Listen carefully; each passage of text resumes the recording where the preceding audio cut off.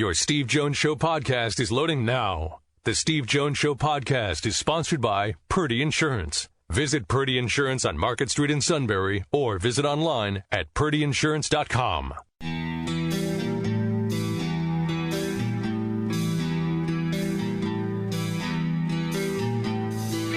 Sports talk where your voice counts. This is the Steve Jones Show on News Radio 1070 WKOK. Now from the Sunbury Motors Studio, here's Steve Jones. Today's show is brought to you by Purdy Insurance. Market Street in Sunbury. Go to purdyinsurance.com.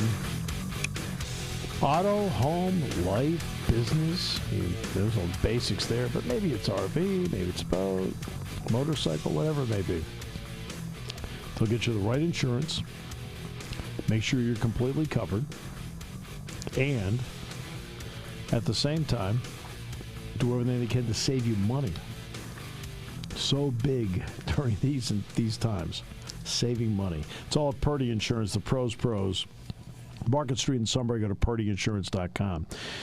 And we're in the Sunbury Motors Studio. Sunbury Motors, 4th Street in Sunbury. Sunbury Motors Kia, routes 11 and 15. Hummel's Wharf, and online at sunburymotors.com. Our play-by-play call of the day. How did George Kittle do this? On play. Purdy. A lot of room now. Odin up over the middle. Oh, what a catch by Kittle. Are you kidding? George Kittle. You're going to see Kittle. He's not even really part of the route. This is just scramble drill. Brock Purdy kind of breaks the cardinal rule. You never throw the ball back across the middle of the field. But in this case, George Kittle makes a circus one-hand catch. Nothing. What struck me about the catch is that, he's juggling, and you can see his eyes are on the ball the entire time. He knows he's going to get hit. He knows. And he still keeps looking at the ball. That's the difference between him and a lot of other lesser players. Like, he knows he's going to get hit. He runs enough stuff over the middle, and yet he just locked in on the ball. And he's as tough as they come. I'll give him that. It's interesting because he played against Penn State, and he was nondescript. When he played at Iowa against Penn State, he was a nondescript player. And honestly, just didn't have big games against Penn State. He was just but at that point, Penn State was better, too. But didn't. Like, seeing him develop the way he has in the NFL, in the mode of, Dallas Clark was terrific. He's better than Dallas Clark. Noah Fant, they've had some good tight ends. Hawkinson's a good player. Fant's a good player. Dallas Clark was terrific. He's the best of the group. Really terrific. By the way, in that game, you saw Tony Pollard go down, and they thought maybe it was a high ankle sprain. Yeah, brutal. It turned out he broke his leg. Oh, awful. And he was really, the last 3 years has been terrific for them. And still underutilized at times, which is just baffling to me. But that's the reason why the Cowboys haven't been to the NFC title game in almost 3 decades now. No, I disagree with you on that. I think for the most part they've used him pretty well, because I'm not so sure he is a 25 carry a game guy, where just the beating of it over and over again. I don't think they've made a mistake with how they've notice they've utilized him more the last 2 years because he's become the better player. Yeah. But in short yardage, they don't use him. Yeah, that still has gone to Zeke. Right. Yeah. I think they've done a good job of spotting him. Sometimes one of the jobs of a coach is to put the player in the best spot where the player can excel.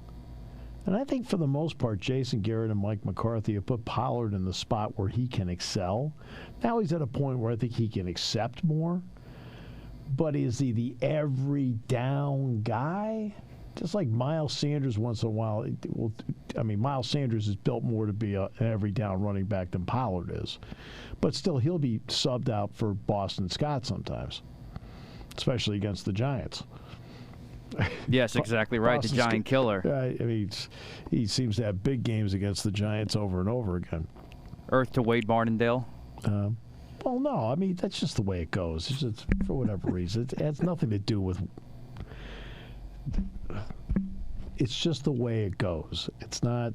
This is not a Pro Bowl guy. If I'm the Giants, do I sign him? No.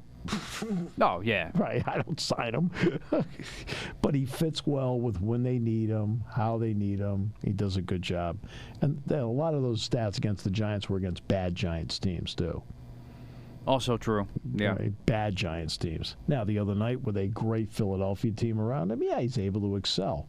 He also is excelling at points of the game where the defense is worn down.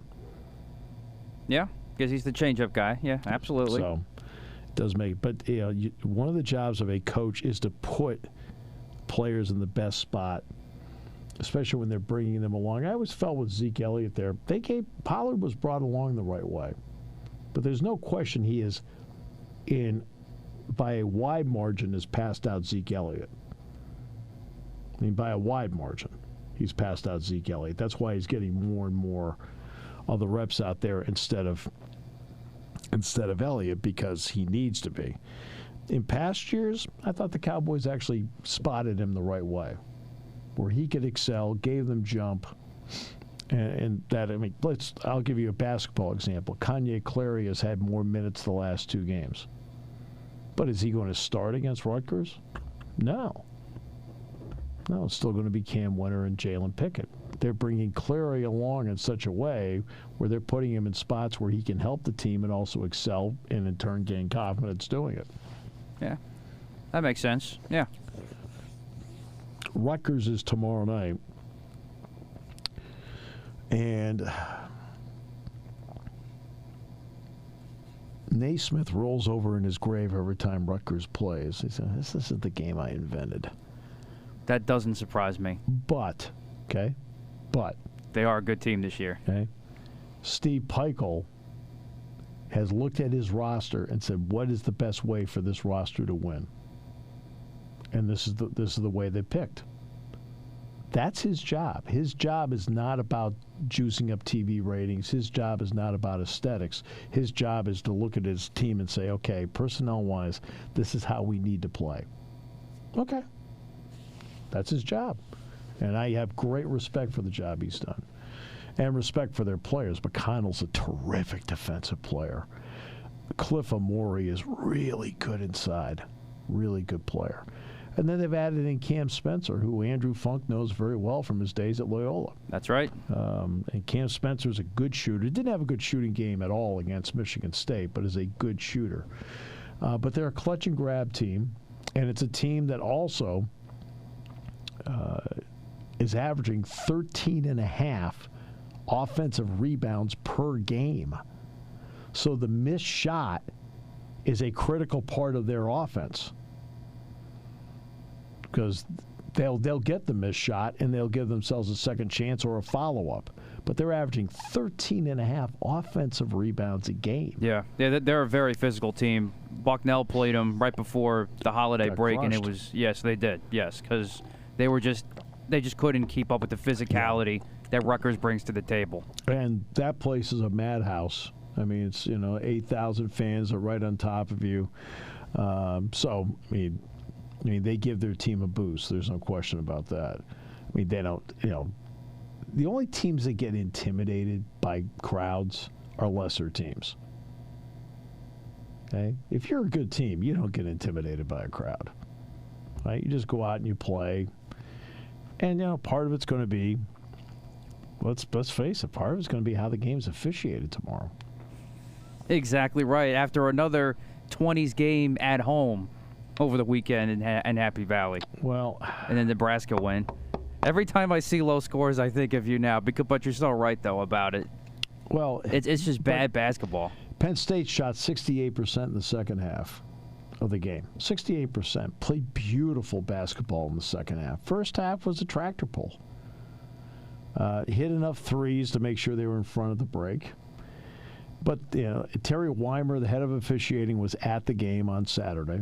I talked with Terry that morning, as a matter of fact. And Larry Scarato and Paul Sells were two of the officials who were two of the top officials in the Big Ten. And by the way, I felt officiated the game as two of the top officials of the Big Ten. All right. They officiated the game as two of the top officials of the Big Ten. Oh, okay. I see your point now. It's a three-man crew. Yeah. All right. And the other one inserted, I'm not going to say his name, but inserted himself into the game, and it's like, no, do not do that, okay? Okay, guess what? You got two terrific guys there. Just blend in. Yeah. I didn't realize this is a pretty big week as far as the standings go for Penn State. You're only a game behind Rutgers, and you're half game behind Michigan State and Michigan, and you got Michigan on Sunday. Yep. So this is a big week. Penn State has so far 2 quad one wins. If they can win tomorrow, it'd be 3. Yep, that too. Yeah. So you start thinking about those opportunities. Stealing one on the road is huge in this conference. It's a lot like tennis, holding serve at home, and then going on the road. Can you somehow break serve? Jalen Pickett. The last 2 games, I have not been enamored from my seat as to how he has been officiated. I'm not saying you need every break in the book. That's not what I'm down. But if you're committing fouls, you're committing fouls. But I kind of feel offensively, there's a lot of clutch and grab with him. And, sorry, those are fouls. And he got called for offensive fouls in the game. You're like going, offensive fouls? That goes back to inserting yourself into the game. Gotcha. No, yeah, I've seen it. And it's like, okay, we'll see how that plays out tomorrow. Marcus Hagans. When you're at one spot like he was at for 11 years, and 3 different coaches are told along the way, this is a guy you need to keep, what does that tell you about the guy? When Anthony Poindexter thinks highly of you, what does it tell you about the guy? Probably a pretty good candidate. Right? And he's taken good players and turned them into all-conference players in the ACC. A big plus there. And plus, let's face it, he knows the Tidewater area. Tidewater area has some players. So I think that it's a hire I really like. I mean, I was kind of looking at it, thinking, when you hear about possible candidates, and like that name came up, and I was like, I wonder what it would take to pry him out of there, because he's been there for 11 years. And as I mentioned earlier, yes, he was on the sideline at Beaver Stadium. He may have gotten in the game late, but Schaub was the quarterback. Penn State won the game with complete ease that day, but he's actually the starting quarterback to begin that year, and Schaub replaced him. And Schaub stayed as the starter in 3 and in 4. So, all right. Sorry about the Pollard thing. I hate to see anybody get hurt like that. Oh, me too. Yeah, it looked bad. I mean, it was weird because the Fox broadcast even said they were calling it a high ankle sprain, but he was in an air cast. I'm thinking to myself, that's got to be worse than a high ankle sprain, because if that were the case, Mahomes wouldn't have played unless it was just worse. There was some structural damage or something. But part of it now part of it is what they're told. Well, right. No, I get that. Part of it is what they were told. No, I'm not blaming Fox. I'm just saying I think there's more to it than what they were given. By the way, quarterfinals of the Australian Open. Now it's going to be at 3 a.m. But Kim and Terry Pegula's daughter, Jessica, who's the number 3 seed, is playing. How about that? She's in the quarterfinals. Wow. She's got a real shot here. She's got a real shot. And it's...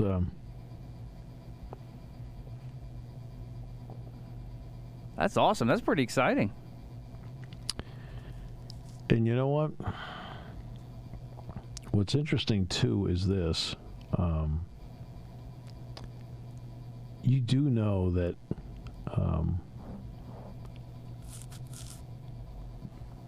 that, to my knowledge, Patrick McEnroe and Chris Fowler are not there. Oh, that's a change. I guess they're doing it from the studio, I think.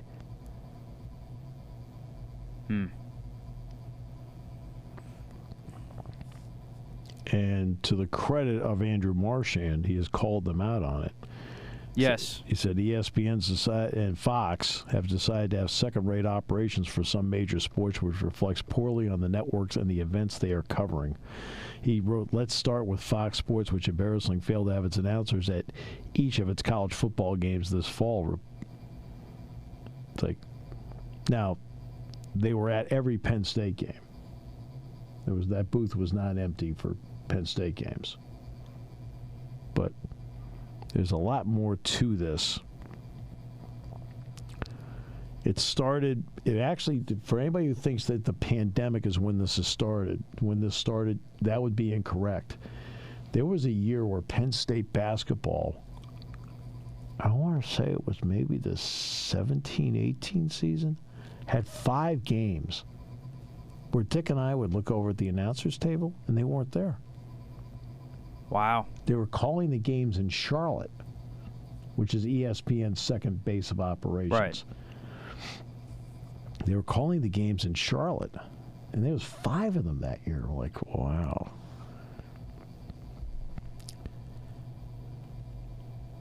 One of many things wrong with both networks. I mean, I know they're trying to save $1 here and there, but again, ESPN is in Connecticut covering the Australian Open. And this is one of the 4 majors. Yeah, that's a little embarrassing on their end. Not only that, too, you're asking a lot of your on-air talent. It's one thing if you're calling something that's a few states away or even coast to coast. When you're talking about broadcasting from 2 opposite ends of the world, I mean, if something goes wrong, you're just out of luck. Well, I remember Cal played, I can't remember who. Cal played somebody to open the season in Australia. I think it was one of the first times I remember a football game being done where the announcers weren't there. Like, okay. Not cool. That's not cool at all. I don't think. I think that's a disservice to the fans. No question. I cannot begin to tell you, because we were forced to be in the studio for, I think Dick and I did 7 or 8 games from the studio during the COVID year. Everything else we did it, we were at games. Jack and I did it, we were on site for every game. Right. Dick and I were on hand for every home game plus a couple of road games, okay? But there are other games in the Big Ten that we weren't allowed to travel. Including the tourney, if I remember correctly. The Big Ten tournament. Yeah.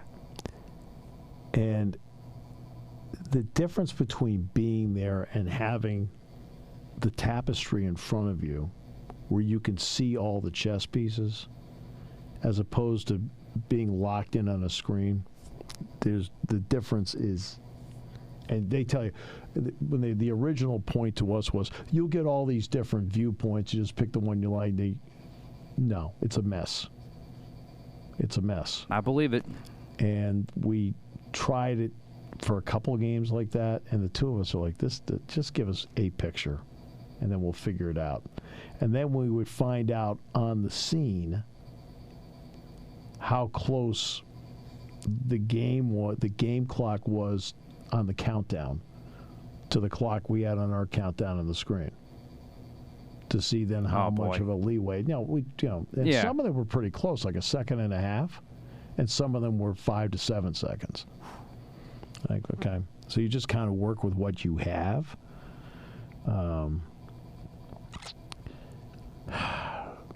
But it's not easy to do. It's not the announcer's fault. They're being told to do it that way. That is a company decision. And that's,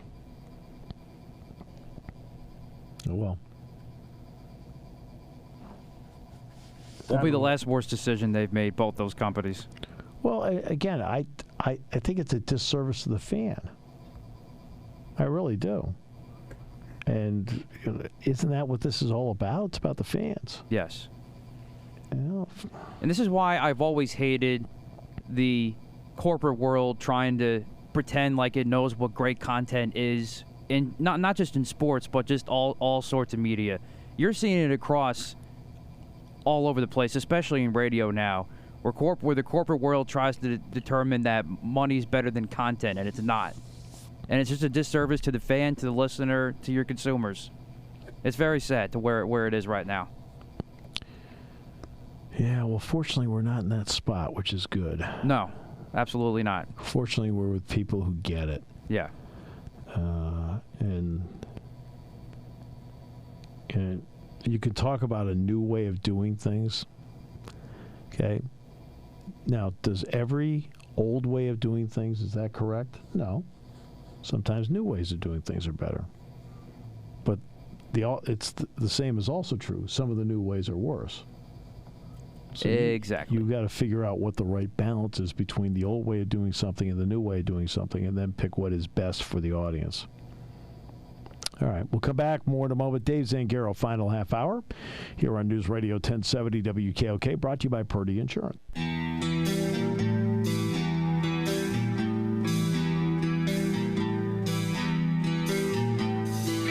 Sports talk where your voice counts. This is the Steve Jones Show on News Radio 1070 WKOK. Now from the Sunbury Motors Studio, here's Steve Jones. Today's show brought to you by Purdy Insurance, Market Street in Sunbury. Go to purdyinsurance.com. Auto, home, life, business, motorcycle, boat, RV, whatever it may be. They'll find you the best insurance so you're fully covered. They'll make sure that you also get the best price. May do it in bundles, but they'll try and do everything they can to save you money. It is all at Purdy Insurance, Market Street in Sunbury. Go to purdyinsurance.com. And we're in the Sunbury Motors studio. Sunbury Motors, 4th Street in Sunbury. Sunbury Motors Kia, routes 11 and 15, Hummel's Wharf, and online at sunburymotors.com. Dave Zangaro joins us. Dave, how have you been? Busy, but it's been good. It's been a fun year. It's been a fun year. Dominant over the Giants. Looked the same way, I thought, Saturday night that they did when they played in the Meadowlands. Is that how you saw it? Yeah, and I think really it was just the talent disparity shined through in that game. The Eagles are just clearly a better team than the Giants, and the only way they were going to lose that game was if they really beat themselves and turned the football over and made a bunch of mistakes. They didn't do that, and that game went about the way you'd expect for a mistake-free game from the Eagles. They're just a better team than the Giants, and they took care of business. You give them credit because they knew they were the better team, and they didn't overlook them. They played tough, and they got it done. Yeah, no question. What's the town like to you? What's the town like right now? Fired up. It's a lot of fun. It feels the way it should feel, you know, especially after a game like that, because there was kind of a little lull at the end of the season, and that's natural because they needed to win one of the last three games to clinch number one seed, and then they lost 2 in a row without Jalen Hurts, and the offense sputtered without him. They get him back for Week 18, but it's this really limited playbook, and Jalen, clearly the team didn't want him to get any extra shots, and they didn't want him to get him hit in that game. So the offense wasn't what you wanted to see coming down the stretch, but there were reasons for that. So I think there was maybe a little trepidation from fans wondering what it would look like in the playoffs. So once we saw the answer to that question, not that anyone ever left, but everyone's back on now. It's full steam ahead. It was a lot of fun at the Link on Saturday. The atmosphere was incredible. I'd expect even better and even louder Link on Sunday, but it was a lot of fun on Saturday. It feels the way it's supposed to feel right now. What did you think of Lane Johnson's performance? Just a gutty performance. I mean, to think that he's playing through a torn adductor and that he played that well and that he played the whole game. I mean, I know they took him out the last 3 snaps when they rested the rest of the starters, but gosh, that was the biggest question to me going into this game is, can Lane Johnson even hold up? And early in the game, he started kind of grabbing at it, and he didn't look comfortable. And in my head, I'm thinking, this isn't good. But then he really settled in, and I know it was painful. But he did it. He got through the game. And it's a bigger test on Sunday, obviously, with Nick Bosa coming to town. But I'm not counting Lane Johnson out of anything. I think he has the opportunity to do it. And also, I mean, they know that if they win this game, they'll get an extra week before the Super Bowl, and that extra week could mean a whole lot for Lane Johnson and for a few of the other players who are a little banged up. So give it all you got on Sunday and hope you get through it clean like you did in the divisional round, and you go from there. It's going to be interesting to see what D'Amico Ryans does, whether he lines up Armstead or Bosa more often than not against Lane Johnson. I think that's going to be an interesting decision on his part. Yeah, for the most part, I mean, Bosa has played a lot more on the defensive left this year, yes. But they do move him around, and he'll split time. It's just like, what will that split look like? If I'm the 49ers, I probably want to see how Lane holds up against him pretty early in that game before you really start moving him around. Jordan Mailata on the other side is pretty good, too. And it's funny, we haven't talked about Mailata much this year because I thought early in the season he wasn't playing at his best. He had a shoulder injury that I think was really affecting him negatively. But he's settled down, and the last half of the season he was much better. He's a really good left tackle. The breakdown on the Giants game was exponentially easier for anybody who follows the sport because they played twice. Now, the last one may have been a watered-down game, but they at least played twice. So everybody had a great handle on the matchups. What about this one? They haven't played. So what do you think? Yeah, it's the thing that stands out to me is just the talent. There's going to be a ton of talent on the field. Both rosters just have so many good players, and a lot of the strengths really line up. And when the Eagles are on offense and that 49ers defense is on the field, I mean, that is a heavyweight bout that I can't wait to watch because the Eagles have pretty much had their way with anyone they want this year up front. And that offensive line, starting with Lane and Kelsey, but including Mailata and Landon Dickerson and Isaac Seumalo, is about as good as it gets in the NFL. But this 49ers defense is fierce, and they attack at all levels. The speed they have on the field, their front is pretty good, but then you get to the next level, and they have, to me, the best linebacker duo in the league. Fred Warner is a freak. And then on the back end, their corners are a little susceptible. I think you can throw on them a little bit, but then you have a guy like Hufanga at safety who's just a heat-seeking missile at all times. That's a fun defense to watch. D'Amico Ryans, who we know really well here, we all knew he was going to be a great coach whenever he wanted to get into the game. He has those guys playing really hard, and they attack. They're a fun style of defense. They attack, they get after it, they force turnovers. But the Eagles have been able to deal with pretty much everything offensively this year, so I don't know what it's going to look like, but I know it's going to be a heck of a lot of fun to watch. Jalen Hurts has been exceptional this year, one of the top 5 players in the entire league. Brock Purdy was the last guy selected. He is the 3rd-string quarterback for San Francisco. What do you know about him in the brief period of time? What do you think pro and con of him in obviously the research you've done? Yeah, he's been performing pretty well, but I've really gotten a chance to watch him the last 2 weeks in the playoffs, and there are chances for the opposing defense. There have been moments where, if Seattle had a few chances to pick him off, we saw Dallas. Trayvon Diggs probably makes that play 9 out of 10 times in the red zone. He couldn't pick off that pass that was tipped. So there have been moments where Purdy hasn't been playing at his best, and it'll be up to the Eagles to capitalize on that. They have enough on defense, they have enough talent there that they should be able to first affect him up front. I know Trent Williams is a Hall of Famer. He's a freak at left tackle, but the rest of that offensive line is susceptible to pressure. They can move Purdy off his spot, and I think they can force him into some mistakes. It's really going to come down to can the secondary make him pay for it. If they can, I like the Eagles' chances. Yeah, because even the great play that Kittle made, where he's juggling the ball at midfield, if you really watch that play out all the way through, Diggs is that close to actually getting the ball at the end, and Kittle's concentration made all the difference. They're a team that throws a lot. When they throw the ball, they want to throw the ball between the numbers. You've watched. I felt that outside the numbers, the Eagles have been exceptional this year. How have they been inside the numbers in past games? Are you talking about the Eagles' defense? Yes. Yes. They've been pretty good, and the interesting thing here is Avonte Maddox, whether or not he'll be able to play. Right. Eagles are hoping he'll be back at practice this week. that would be a big boost because then you get to put C.J. Gardner-Johnson back at safety. And with how much zone they play, spacing is really important. And whenever you're missing someone in the secondary and you're playing that much zone, the spacing can get a little wonky at times. So getting him back will be a big deal, but it's been nice to have a player like Gardner-Johnson who has that versatility. He played safety all year, but, I mean, really in his career, he's been a nickel corner. They've been able to just slide him up for the last couple of games, and he's been completely fine at that nickel spot. And surprisingly, the undrafted rookie Reed Blankenship has filled in quite nicely on those nickel downs when they slide Gardner-Johnson up. He comes in as a safety. It looked like early in the Giants game they tried to target him, and you thought, uh-oh, this might be a long game, but he settled down so nicely, and he's fearless. He drives to the football, really aggressive player. I've been impressed by him, but ideally he's off the field this week, and Avonte Maddox is back. Yeah, but I mean, Blankenship's outstanding when they decide to pretend they're faking a punt. I mean, it's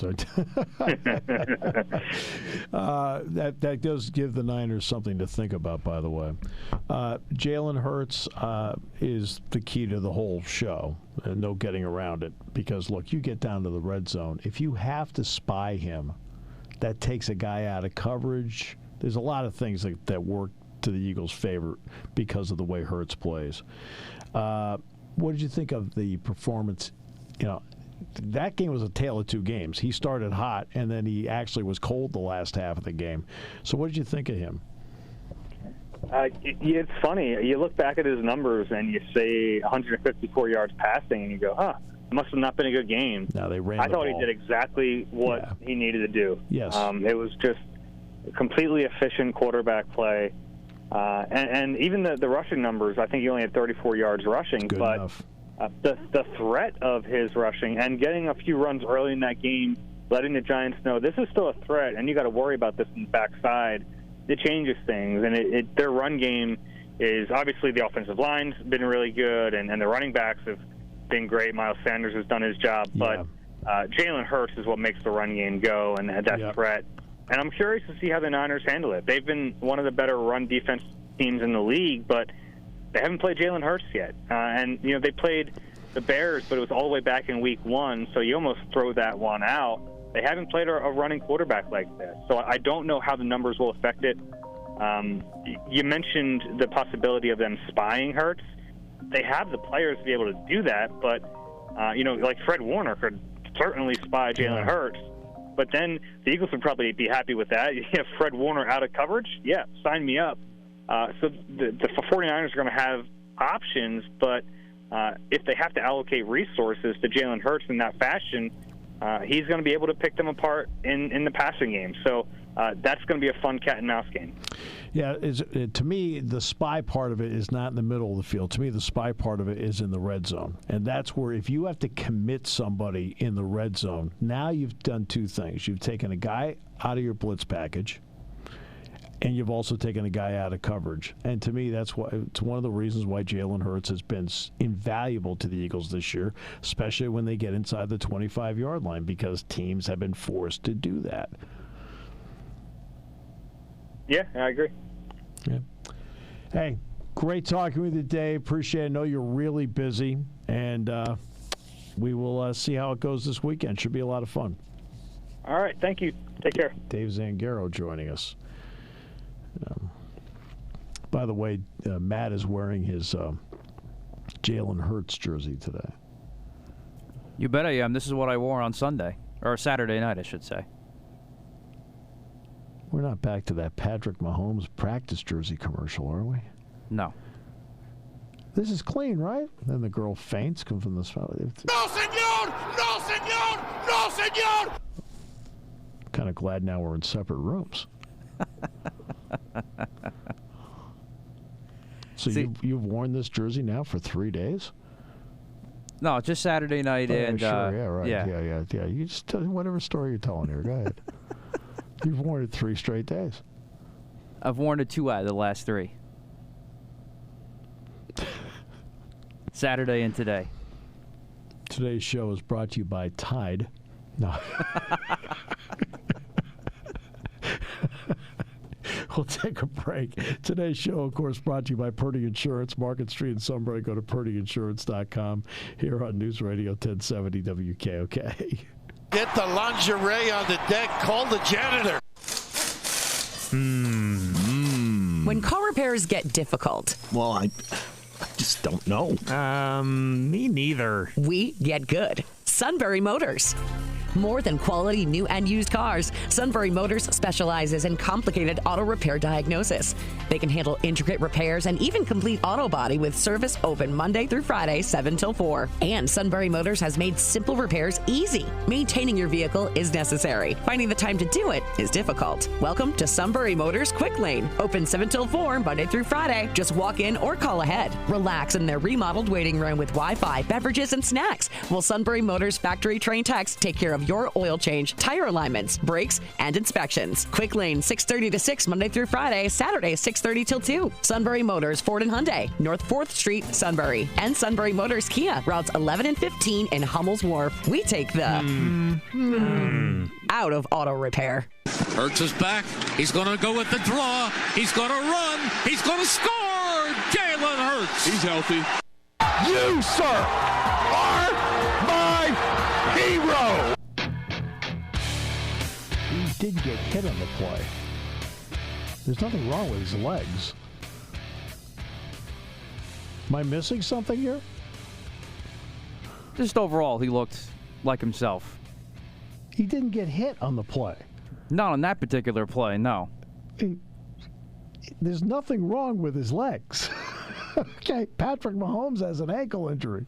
Nothing wrong with his legs. Well, at that point, the Eagles were about to make it 28-0, and things were really humming and looking pretty good. So I think that was what Mike Quick was trying to say. So tell us about your experience on Saturday. You were physically there. Yes. This had to be one of the great experiences of your life to be at a playoff game like that. No question whatsoever. It started as soon as Dad and I walked in. I mean, you can feel the electricity right away. We went straight to the WIP tent and met our buddy Glenn Macnow, who's joined us from time to time. Mm-hmm. So it was good to meet him in person. And then we saw them interview the honorary captains from the Super Bowl 52 team, Torrey Smith, Brent Selleck, and Malcolm Jenkins. So that was pretty cool to be up close and personal there to see that. Then we went inside and got our seats, and our seats were perfect. It was in the upper deck, but first row in the end zone, where the Eagles scored their first 2 touchdowns. Oh, that's great. So it was fun. Perfect view, nobody in front of you. I think we're going to use these seats in the future, and it was just amazing just to see everything from side to side. Every time the Eagles fight song was playing, it was the time of your life. It really was. It was loud. It was deafening at times. Mm-hmm. It doesn't come close to whiteout, though. I will say that. I thought it might come close to whiteout, but it was close. But you got to remember there are 40,000 fewer fans. That's exactly right. So yeah, but it was still fair here. It was still really loud, though. I mean, it was just a fun night, and just the way, and of course, the way the game went. It was just so much fun. It really was. And walking back was a lot of fun too, and everybody celebrating. It was just a great night. Can't beat it. Oh, I bet it was. A night I'll never forget. I'll bet it was. I'll bet it was just festive. From my understanding was they weren't allowed to tailgate because the Philadelphia Wings were correct. playing? So the loophole was because the Wings had a 1:00 game. And my understanding is that the Eagles fans sold out the Wings game so they could then park their cars and tailgate. That's exactly right. Yeah. That was the loophole. So there were about 20,000 or so fans that were tailgating since 8 a.m. And let's just say it definitely showed. Well, it's a night. I always refer to night games as a finely tuned crowd. So yes, it's going to be that way. There were no matter definitely where some you of those are. times, and the verb, not the physical. Everybody behaved themselves, but the verbal abuse was definitely there for a good amount of Giant fans that made the trip down. Well, it's not that far. So, No, but yeah, like it was fun though. The Giants to even get to that point is a remarkable job. Oh, yeah. Job by them. Because, look, they were pegged to be an under 500 team. The fact that they got themselves into it, put themselves in this position, but now you're in the big leagues here. Exactly. Yeah. Eagles showed it. And the Eagles have a lot of elements have fallen directly into place. Now this is a mystery game. Yeah. I didn't think the Giants game was really much of a mystery game. I really didn't. They'd beaten them twice. The game at the Meadowlands was like, which was a carbon copy of what we saw on Saturday. Pretty night, much, yeah. The way they ran the ball. So that was already, like, you already knew which matchups the Eagles had advantages in. I think there were 11 of them. No, it felt like it. But you already knew going into the game where their matchup was exponentially better. This is one, because they haven't played, you don't know. I mean, no, it's Kansas City and Cincinnati. You kind of have a pretty good feel about what the matchups are like, because they play every year against each other. They played this year against each other. For some odd reason, the Eagles did not play the Niners, and I don't know why. Well, they'll play them next year, because Yeah, the NFC East plays the NFC West next year. But yeah. But I don't know why, because weren't the Niners the second-place team last year? Yes, they were. And so were the Eagles, right? Or were they third? They were second, I think. Yeah, they were second. I don't understand why they didn't play. You're supposed to play everybody on the line that you're in. Right. Yeah, that's a good question. It's odd. So, I mean, there's more of a mystery with this. And that's what makes it a little more intriguing. And, look, did Brock Purdy at times look like a third-string quarterback yesterday? Yes. Were there other times where he looked in command of what was going on? Yeah. So I don't, in this spot, I don't know what you're going to get. Yeah. And both teams are really similar, so yeah, it's going to be a fascinating game. And remember, Trent Williams is on one side. Oh, yeah, and he looked really good, too. Well, that's because he's probably the best left tackle in the game. Yes. Right? McClinchy's on the other side. This is not a shabby group here in front of him. We'll see. That's why this one's so intriguing. The Giants game, you kind of knew going in, my wife asked me, what do you think? I said, they have no chance. I said this game will be a rout. I said the matchups are all bad. This game, you can't really, Cincinnati and Kansas City, you have a better feel of the matchups. They play all the time. They may not be in the same division, but they've been playing. I mean, that's why Cincinnati's beaten them the last 3 times.